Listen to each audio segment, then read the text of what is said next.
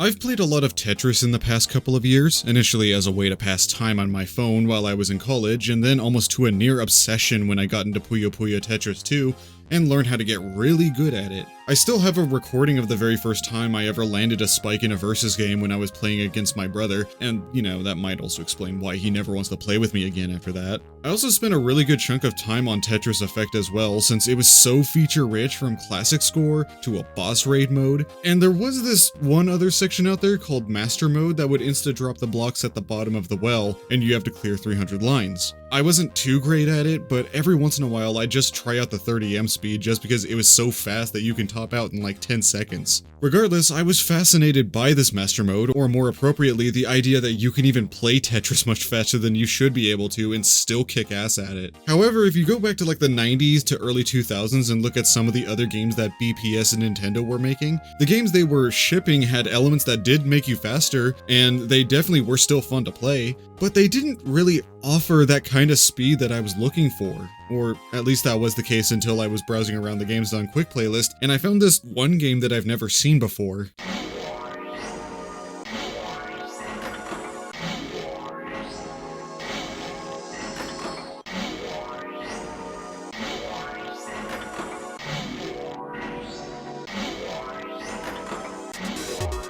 Tetris the Grandmaster is this strange little alternative to the Tetris formula where instead of it being all about how far you can go while getting the high score, it's about a personal test of how good you understand the fundamentals of this game and apply them to beat one of the hardest games in arcade history.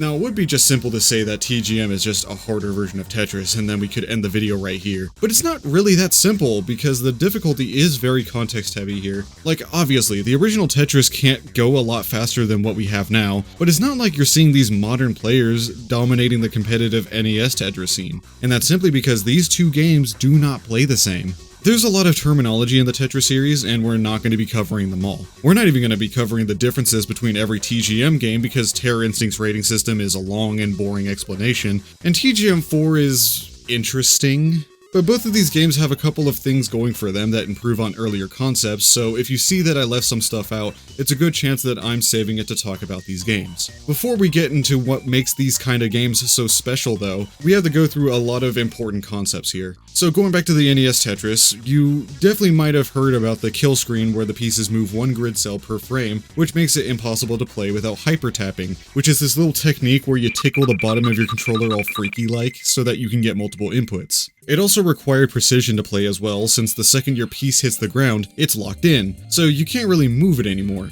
Mechanically speaking, this is the fastest version of Tetris you can really play, right? Well, yeah, technically you can't make anything move faster than a frame, but you do have other means to make objects faster, and that's just simply making the object cover more distance per frame. Going back to NES Tetris one more time, let's say that the kill screen is 1G, or 1 grid cell per frame. Making that 2 per frame would make it 2G, then 5 is 5G, and so on. The question then becomes, what is the highest speed that you can go with this new method? And if you look at the standard Tetris well, you can see that it has a height of 20 cells, so that would mean that in order to make a piece drop from the top to the bottom in a single frame, you would need to be at 20G. In the standard of Tetris at the time, this was kind of not really possible to play on, since as we have already established, the piece locks as soon as it touches the bottom. This is where Sega Arcade Tetris comes in. This version was arguably one of the most popular and influential versions ever made, and it established so many standards that you see in a lot of modern Tetris. But the feature we want to look at today is lock delay. The basic rundown is that you can keep moving a piece when it's at the bottom for a couple of frames, and then it will lock once it reaches that point. Moving or rotating the piece will reset the delay timer, and a couple of games have their own standard on what to set the hard limit on for reset opportunities, or in the case of Tetris Worlds, they made it infinite, although you can kind of opt in the settings. Regardless, the point of this being brought up is that since you get a delay between drops now, you get to actually have a chance to play on 20G, although Sega Arcade was programmed to only go up to 1G. We wouldn't really get to see any faster versions of Tetris until a year later, when a particular mod came out that based a lot of its rules on the Sega Arcade version, and it will be the very first Tetris game to implement the 20G standard, and that game was called Shimizu Tetris, because that was the last name of the guy who made it. For the most part, it was just a faster version of Sega Tetris, but it was a pretty decent proof of concept that you can be able to make a game out of this difficulty. It now is just a matter of finding some arcade developers that want to get the license and build a game around this new difficulty.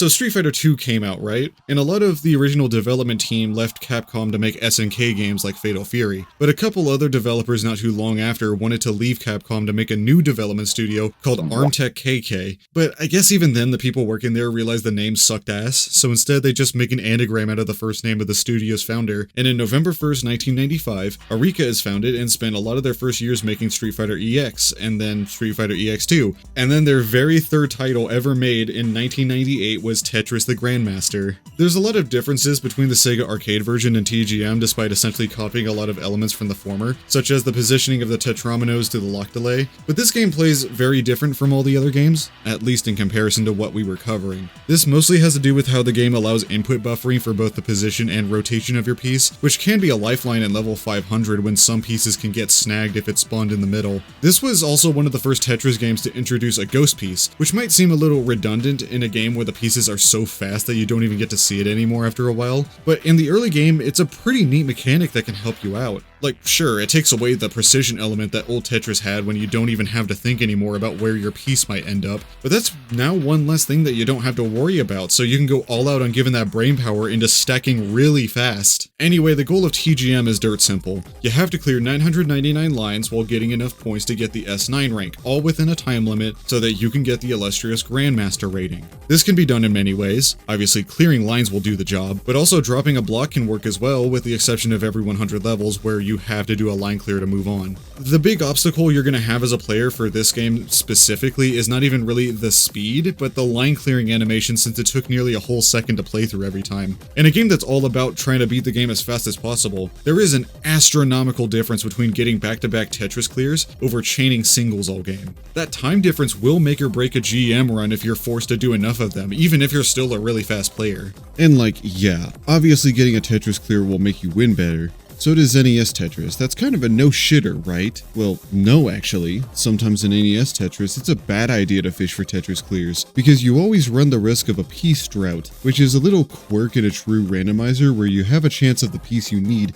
never actually coming out. By the time you clean up your board and get another shot, your opponent in a score attack game is probably thousands of points ahead by simply playing for double and triple clears. So it's actually kind of not common to see Tetris clears at the latter part of a game unless you're trying to play more risky to play catch up. TGM almost makes it mandatory to go for Tetris clears, and in the sequels it quite literally becomes a requirement to get your GM rank. But again, how are you supposed to play for Tetris clears when there's no guarantee you'll ever get an eyepiece when you actually need it? BPS fixed this problem in 2001 with a system called the 7 bag, which isn't the actual name for it, it's just called that because of how it's described. The basics are that you take every piece that is possible in the game, which is 7 pieces, and you put it into a bag, and then one by one you pick a piece randomly until the bag is empty. Once that happens, you put them all into the bag and then you start over. TGM's version is a hybrid between the bag and the NES randomizer, where it does the same behavior as the latter, but the game also keeps track of the last 4 pieces you got before it can enter the randomizer again. TGM 3 had its own little unique randomizer called the 35 bag, but it's probably better if I leave that as a footnote if you want to learn more about how Tetris did randomizers. The first game only had 3 checkpoints and 3 requirements per checkpoint. For example, the first checkpoint is that you have to get 12,000 points by level 300 and also clear this requirement in 4 minutes and 15 seconds. This basically means that not only do you have to beat the game, but you also have to play fast and very good in order to get the highest rank. And the game is just not going to let you have it either, because immediately after level 500, the game will begin playing at 20G and will never stop until you win or top out. And not taking into consideration all the other modes that were there, that was pretty much the whole game. The developers didn't really know yet if they made the game too hard, so compared to the rest of the series, this is actually one of the easiest games in the series, believe it or not. Over the 2 years between titles, there were already tons of GMs that were popping up left and right, although we don't actually know the real numbers since nobody was really recording these stats yet. But it was very clear that it should be possible to make something harder, and from here onwards, Arika would begin an arms race between a rapidly improving consumer and a game all about pushing their players to their absolute limit.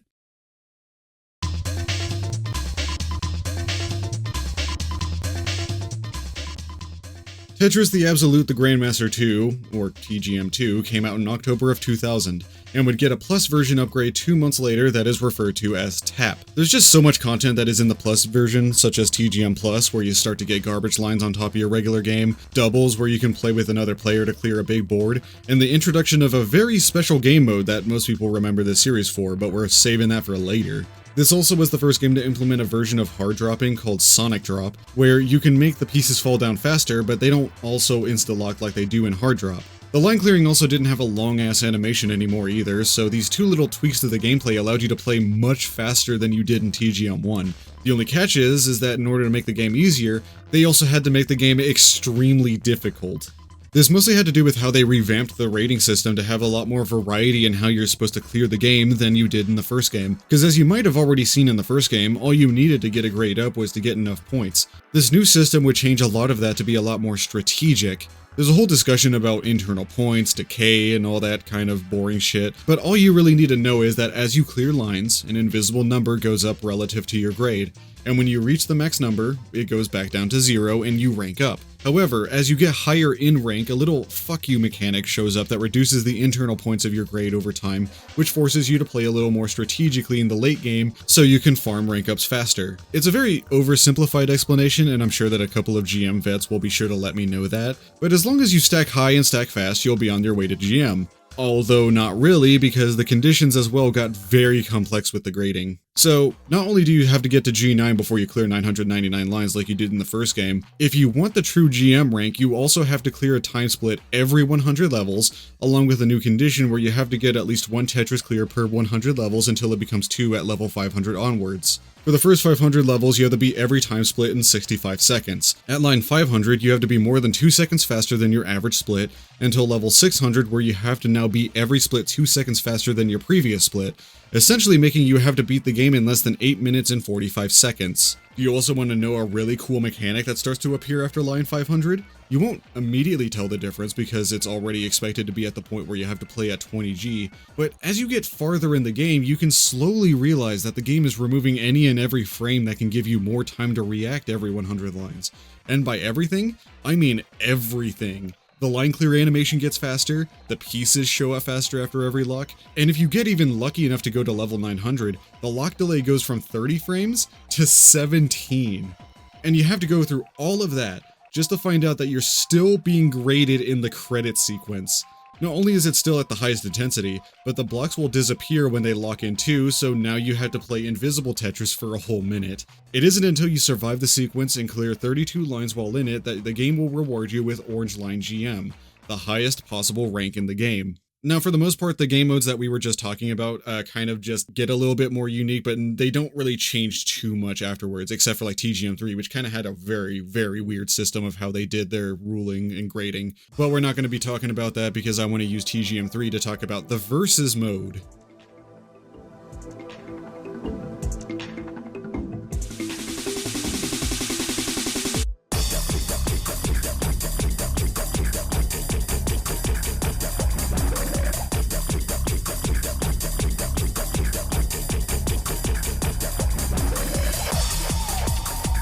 In TGM3, there's technically two Versus modes, Clear Rule and Versus Rule, which Clear Rule is just a race to see who gets to the goal first, whereas Versus is where all the cool shit happens. The general rules are like your typical Versus mode, a player tops out and the other wins, simple enough, but to ensure that a game doesn't go forever, there's a 2 minute and 40 seconds time limit, along with the first to level 200 goal in the standard version, although an operator can change these conditions. Tiebreaks always have a defender bias where the defender is the player that joined the game first. So as an attacker, there's a lot more pressure to play more aggressively if you want to win, whereas the defender only has to maintain their pace up to their opponent. One really cool mechanic is that the garbage in this game is not random. Using a specific piece to clear at least more than one line will always return garbage that is shaped like your line clear, but vertically flipped. This drastically changes how people play Versus mode in so many ways, but the most important tool that you can use is the mix-up. Look at this little setup here. You could just get a Tetris clear here and you can send them a 4 high garbage line that would be very easy to clean up. But if you wait for an S piece and clear for a 2 line, you can send them an overhang, which is already a little difficult to clean up. But if your S piece follows up with an L piece to clean the rest of the gap, it will send another overhang clear on top of your first one, making the garbage 4 high like a Tetris clear, but now it's significantly harder to clean up. The game also has attack items that can be used to help or hurt your playthrough. After a while, you'll get a block that will have an icon on it called an item block, and clearing the line with said block will activate the ability, ranging from doing literally nothing to being outright fucking broken. A couple extra notes to add specifically about the TGM3 version is that since this was the first game in the series to use holding, which can make items broken if you don't do something about that, they made it so that you can't add to your meter if you cleared a line that was in your hold. And holding an item piece will destroy the item as well, and when you get a detrimental block like hard block, holding that piece will just apply the effect on the new piece you just deployed. TGM3 added onto this gameplay by allowing you to set up a playstyle, but reading the descriptions made it feel like the item is objectively the best one out of all of them, since it just allows you to send items more, which is always a good thing. Attack just feels like a little underwhelming considering that you send like 1 to 2 extra garbage lines in exchange that you have to wait 40 piece drops to get an item, which in a game this fast you'd be lucky to ever see. Defense makes you clear a couple extra lines when you attack, but makes your garbage always send 1 less line, which forces you to clear triples if you want to make a dent in their well height. It just seems like it's easier and more effective to just top out your opponent with a well-placed item than it is to try to lame them out or cripple yourself for an extra boost in damage with these other mechanics. But it's still nice they give you the options, and I'm sure that some players can find better use for these styles than I can, since I'm not exactly in a place to be lecturing about how useful these things are. At this point in the video, I was about to move on from TGM3, but I also feel like I didn't give enough justice to it from just a quick little side discussion. So I found a blog by CabFreak that had a mega link containing a rip of the game after they saw the GDQ 2015 stream that showed off TGM3. These games were arcade games, and of course because of that the first 2 games are able to be set up on MAME and you're good to go. But arcade games after the 2000s got a little more complicated since they started running the games on an operating system that had executables rather than a PCB similar to that of your typical cart-based game. The machine that TGM3 was built on used the Taito Type X, which had, from my understanding, a lightweight version of Windows XP, and several revisions were made throughout the years that contained massive titles like Half-Life 2 Survivor, the arcade versions of Street Fighter 4, 5, and 6, Persona 4 Arena, and almost every King of Fighters game since 2006. The big benefit of the Type X games being just literally executables without any copy protection is that you can play TGM3 right now without having to shell out $800-something just to try it out as long as someone has those files. And the only limit from then on is how much you're willing to tolerate the dogshit button config that for some ungodly reason was built as an executable. It's not the most pleasant experience as is, since you'll have to manually map every button and the config doesn't even tell you what button does what. So as a quick way to help, buttons 1 through 3 will be for rotation, button 4 is for holding, and everything other than coins, start, and service will do literally nothing. As a little extra bonus, I also got this working on a Steam Deck, so let's run through how I managed to do that. So Linux doesn't actually run exe files, that's a Windows thing, they use ELF. Valve knew that this was going to be a roadblock for trying to get more people into adopting SteamOS, since it is Linux-based. So they developed Proton, which acts as a compatibility layer that can run exe files, so that developers don't have to recompile their game for the Linux people. The only caveat is that in order to use Proton, you have to run the game through Steam. This includes the fuck-ass config as well. So the handmade solution I made was that I added these games through the desktop mode as non-Steam games. I went into the Properties tab and set everything to Experimental Proton, and I was good to go after running the config. If you don't have a mouse and keyboard, use the Steam button and Y to open the on-screen one, since you will need to go through the first parameters that the blog will help you through. So we have to talk about TGM4 now. I'm kind of conflicted with how I feel about this game, but it's like the most accessible version out of the rest. It had a very long history where it started development in 2008. They had to go through a lot of legal stuff since they lost the rights to the Tetris license for a bit, which is why in the 2015 Los Angeles test it just said the Grandmaster and nothing else. And it's not like there's anything wrong with it, it's just that I don't really like this game. To be fair, you had like 3 games already and a metric ton of fan-made alternatives over the years that were always trying to one-up each other, and that only expects you to want to make the original blow everything out of the water, and they just simply can't do that. But that doesn't mean that this new game is inherently worthless because they fail to meet our standards. TGM4 might be a little weak, and objectively speaking, I'm not a big fan of the visual style compared to the others, but it really makes it up with how they made one of the best iterations of death mode that this series has ever seen.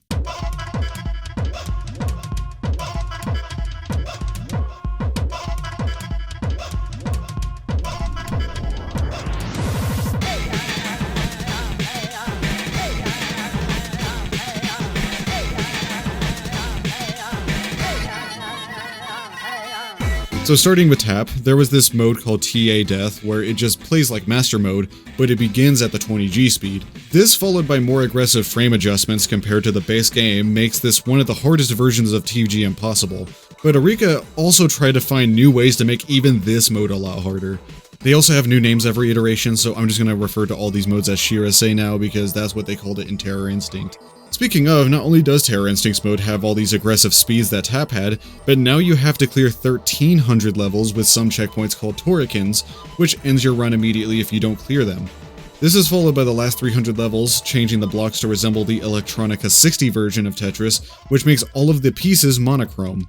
This may seem arbitrary, but it does make it harder to distinguish what piece you have when you only get like 15 frames to decide where to put it, so it's a neat and subtle way to screw with the player. This also has a credit roll grading, but it's just to survive as long with big Tetrominos, so it's kind of not a big deal compared to Invisible Tetris. But I mean, it's still hard, so, you know. It's very obvious that Arika wanted to try to do little mini-games to keep constantly messing with the player, and TGM4 tried to capitalize on that by having some of the most difficult and most frequent mini-games that you have to deal with in, like, the rest of the other series. The first section is called Peaky, where it freezes the bottom half of the well, and it won't clear until you get past 100 levels. This happens twice in your run, the first at level 300 and the second at level 500. That is until you get to level 700, where it does a third iteration called Peaky 2, where it still does the same thing, but is stuck in that state until level 999. Immediately following level 999 is the Cyclone section, which will randomly change the rotation of your piece when it enters the well, although you can see what the next piece slot orientation is supposed to be, so it's not entirely unfair. You will need to get used to it though, because this effect is going to stick for the rest of the run, but that's nothing compared to what you got coming up next. Level 1300 starts a section called Master Peaky, but instead of only just freezing the bottom half of the well, it freezes everything after a piece has been in the well for a certain amount of time. So once the piece freezes, it doesn't go away. Oh, and you still have 1300 levels to clear to get to the end, which, mind you, makes this the halfway point of your run. Good luck. I've seen some strategies from high-level play once they get to Master Peaky where they set up a tall flat stack as soon as possible once this mode starts, so by the time it's all frozen over, there's what appears to be a staircase-shaped funnel where you can use a line clear factory as long as you're fast enough and don't make any mistakes that will block the funnel. The only thing on your side at this point is the randomness of the pieces you get and hoping that you don't make any mistakes. But many are able to prove that with this technique it should be possible. But you should already know by now that 2600 is not the actual end.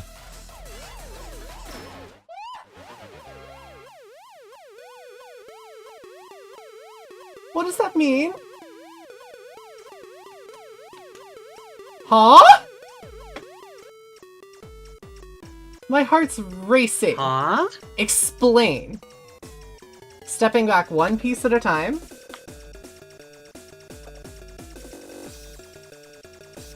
This is Koro Bainiki, but like not. What? What do you mean? What do you mean? What do you mean?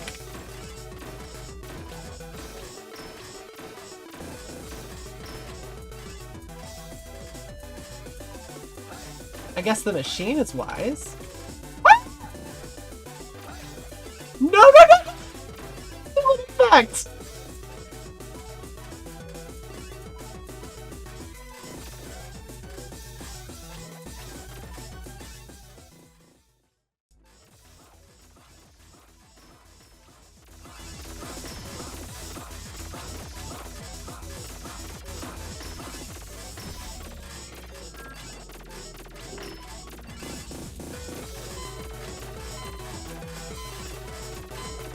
Oh my god. Oh. Yes! Yes! Oh my god! It happened! God! Yes! It happened! Round 6? Round 6? 6? There's more? What? What? Round 6?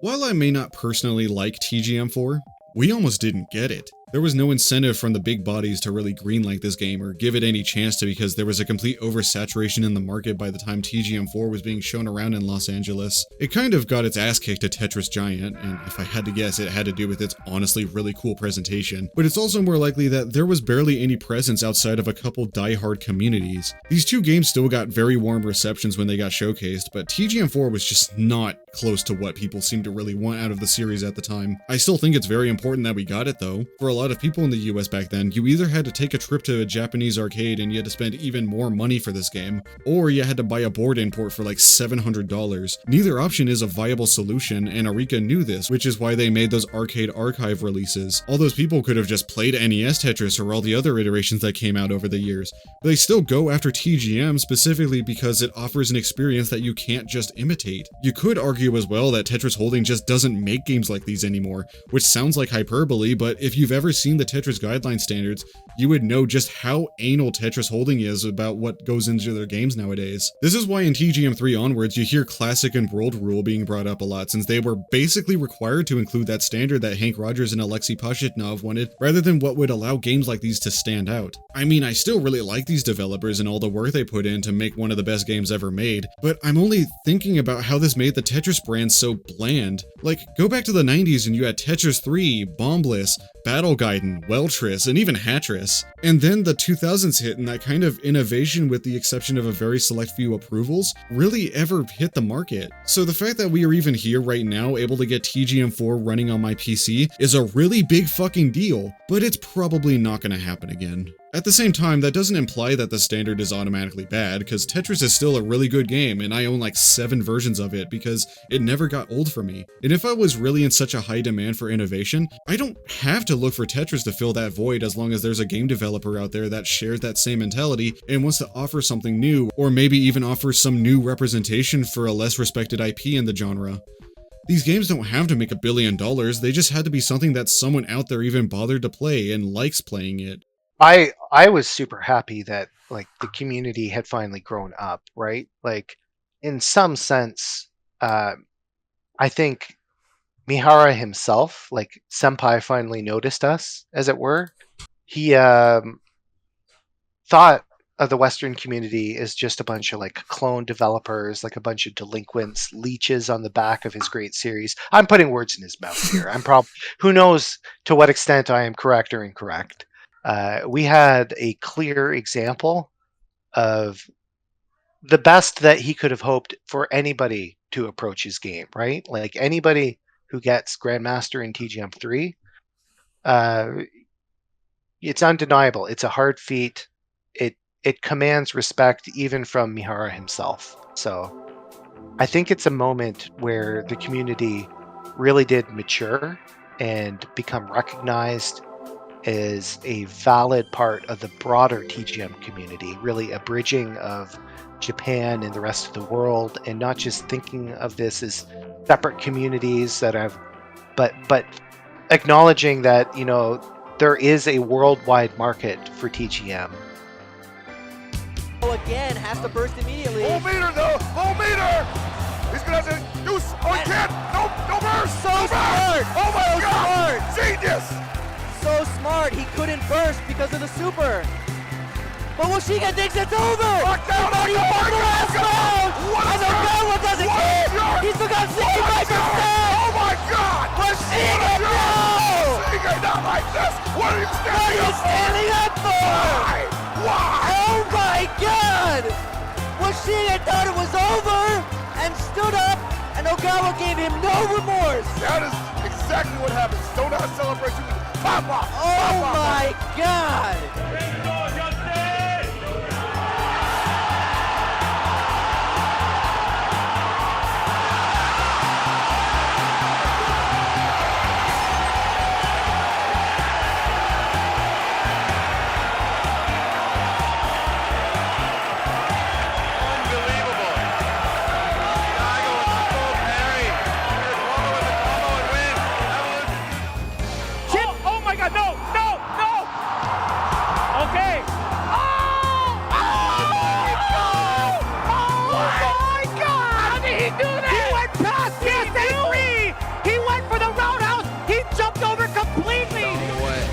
Yes, the guts are going to keep him alive, but this is it, Nubenheimer. Whatever you got to bring it out right now. Curse. Okay! So you are seeing Beyblade in, but no, wake up!